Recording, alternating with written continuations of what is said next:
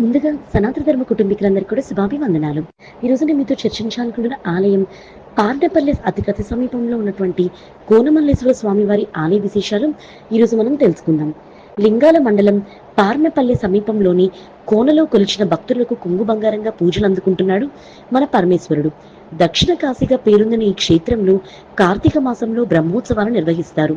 మాఘమాసంలో 4 సోమవారాలు నిర్వహించేటువంటి ప్రత్యేక పూజలకు వేల సంఖ్యలో భక్తులు తరలివస్తారు. ఇక్కడ చాముండేశ్వరి, పార్వతీదేవి, హనుమంతుడు, దత్తాత్రేయుడు ఉప ఆలయాలు ఉన్నాయి. సాధారణంగా తూర్పుకు అభిముఖంగా శైవ క్షేత్రాలు ఉంటాయి. కానీ ఇక్కడ పశ్చిమ దిశకు అభిముఖంగా ఈశ్వరుడు వెలుస్తాడు. స్థల పురాణాన్ని అనుసరించి కన్వ మహర్షి ఇక్కడ శివలింగాన్ని ప్రతిష్ఠించి తపస్సు చేస్తాడు.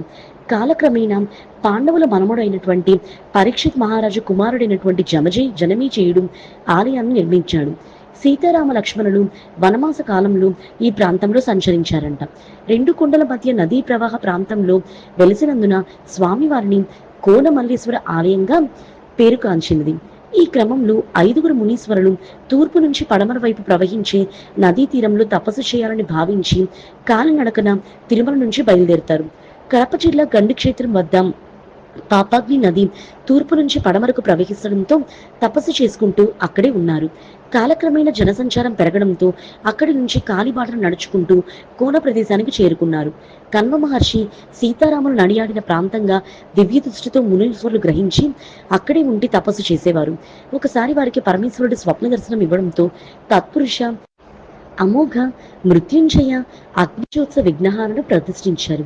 ఇక్కడ కోనేటిలో నంది నోటి నుంచి నీరు వస్తూ ఉంటుంది.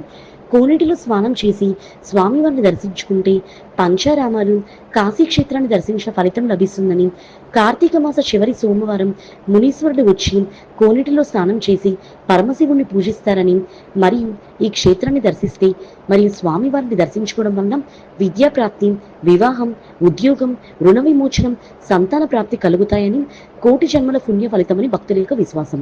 మరి తెలుసుకున్నారు కదా కోనమల్లేశ్వర స్వామివారి ఆలయ విశేషాలు. ఈ వీడియో చూసిన మీ అందరికీ కూడా కృతజ్ఞతలు. ముందుగా సనాతన ధర్మ కుటుంబీకులందరికీ కూడా శుభాభివందనాలు. ఈరోజు నేను మీతో చర్చించాలనుకుంటున్న ఆలయం